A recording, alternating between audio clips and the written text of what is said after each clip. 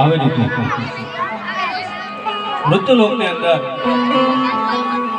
પાપનો ભાર વધવા લાગ્યો છે. આ બાજુ સાધુ સંતો માતા પૃથ્વીનો પાપનો ભાર હળવો કરવા માટે યજ્ઞ કરવા માટે આવ્યા છે.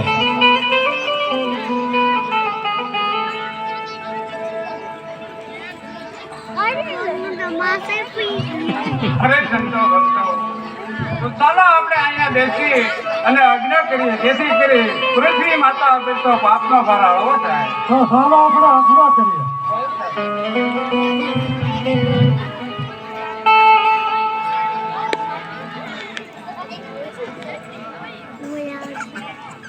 આવશે આગળ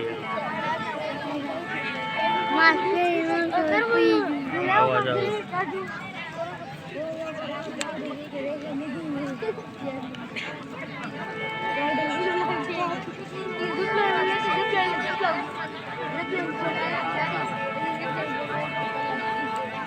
આવી રીતે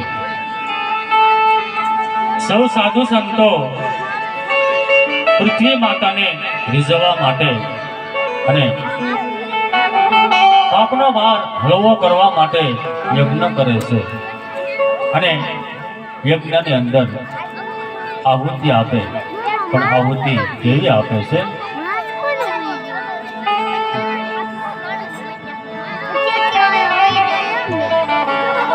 પૃથ્વી માતાય નમઃ સ્વાહા, સૂર્ય દેવતાય નમઃ સ્વાહા, આદ્ય શક્તિ માતાય નમઃ સ્વાહા, પૃથ્વી માતાય નમઃ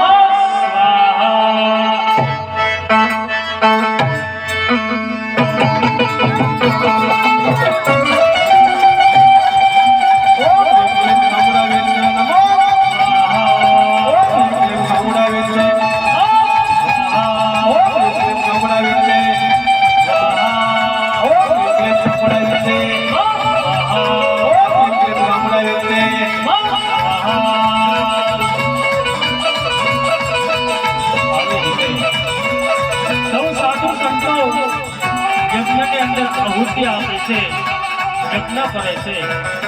એવામાં રાક્ષસો આવી અને શું કહેવા લાગ્યા? હા ચાલો બધા, હા યા બ્રાહ્મણો યજ્ઞ કરી રહ્યા છે, તો આવો યજ્ઞનો ભંગ કરો, હાડકાને માઉસ નાખીને. ચાલો તો યજ્ઞનો ભંગ કરીએ.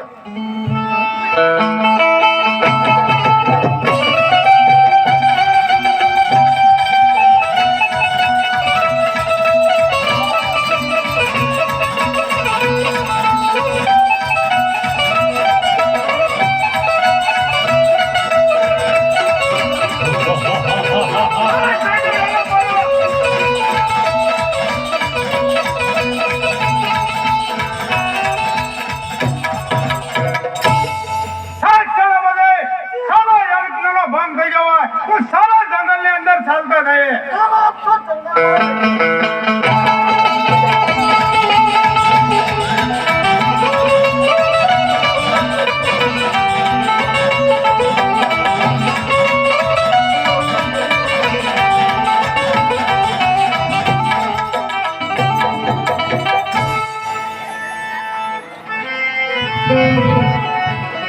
અરે સાધુ સંતો, આ શિરો અગ્નિ પૂરો થવા દેતા નથી, તો ચાલો આપણે ધરતી માતાને જઈ અને વિનંતી કરીએ.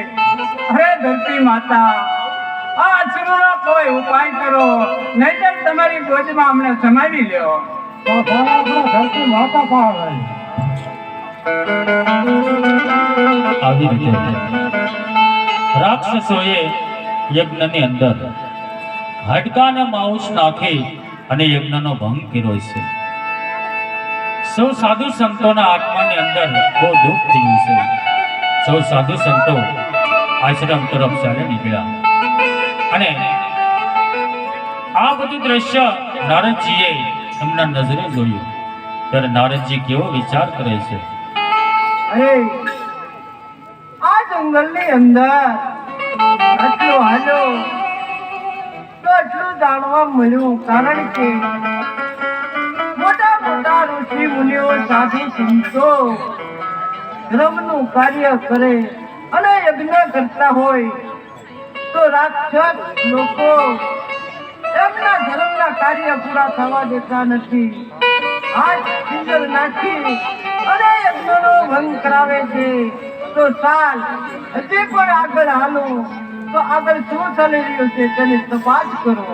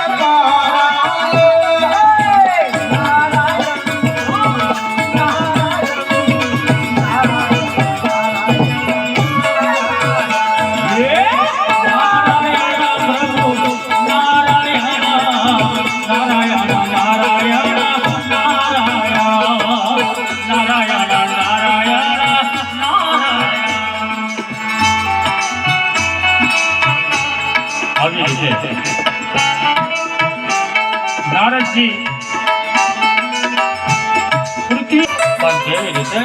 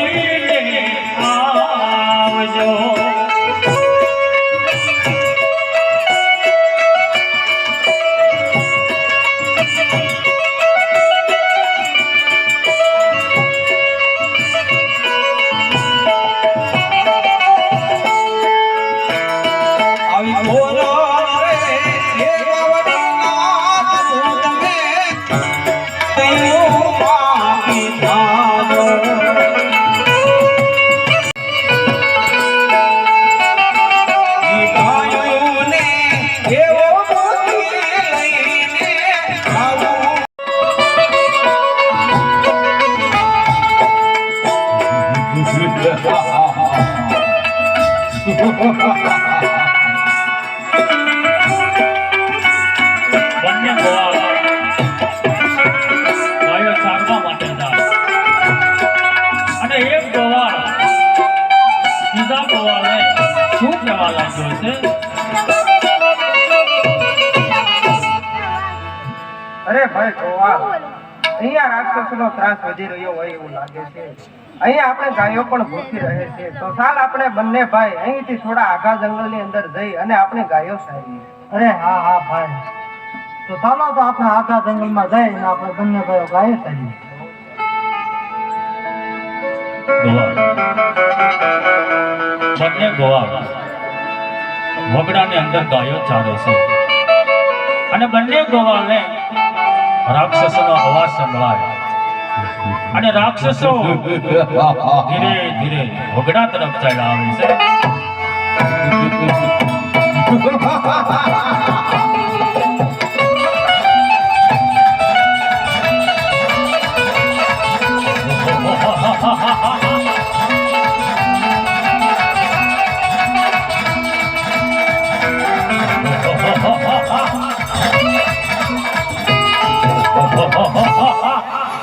હા શાલા બધા હા ગાયોને મારી નાખો અને માઉસ ખાવા લાવો. એના તો ગાયોને મારી નાખીએ.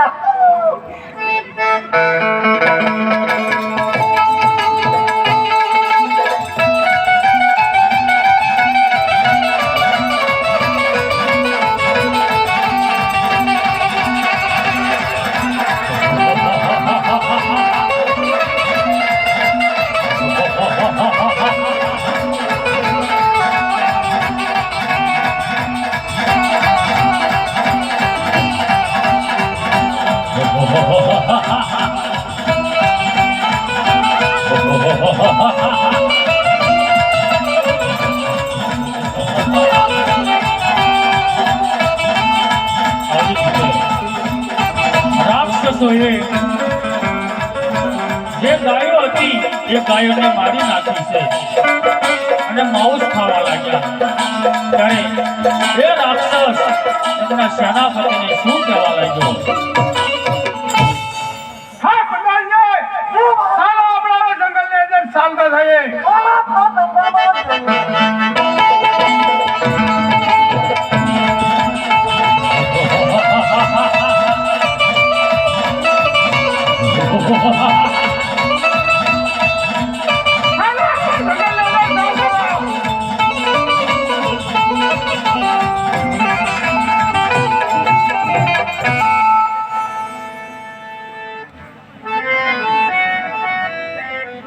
અરે ભાઈ ગોવાળ આ રાક્ષસોએ તો આપણી ગાયોને મારી નાખી છે અને આપણને પણ બહુ હેરાન કર્યા છે. તો ચાલ આપણે બંને ભાઈ ધરતી માતાને પ્રાર્થના કરીએ.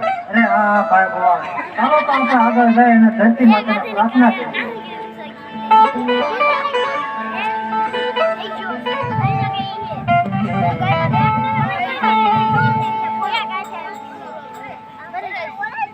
અરે હે ધરતી માતા આ રાક્ષસોએ તો અમારી ગાયોને મારી નાખી છે અને અમને પણ બહુ હેરાન કર્યા છે.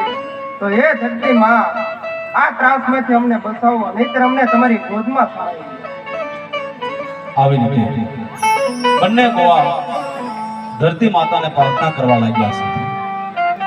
બંને ગોવાળની પ્રાર્થના ધરતી માતાએ સાંભળી છે. ત્યારે ધરતી માતે પ્રગટ થાય છે અને બંને ગોવાળને ધરતી માતા શું કહેવા લાગ્યા છે?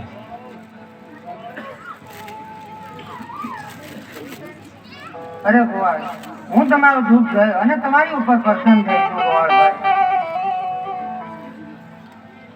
અરે હા ગોવાળભાઈ, તમારું દુઃખ જઈ અને હું ભોળાનાથને વાત કરી અને તમારી ઉપર દુઃખ દૂર થશે. ઓ ધરતી માતાને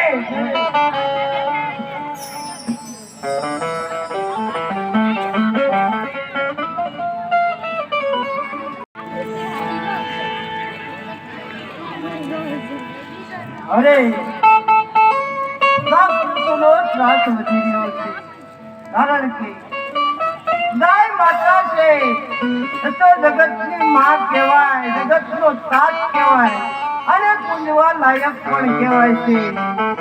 તો ગાયને મારી અને રાક્ષસો હાડ માઉસ ખાવા લાગ્યા છે. તો આ તો કેટલો પાપ વધી ગયો છે. તો સાળ એટલો હલ્યો તો હજી આગળ હતું અને જેમ જેમ આગળ વધતો જાઉં એમ પણ પાપ વધવા લાગ્યો, આવું મને જણાય છે. તો નારાયણ નારાયણ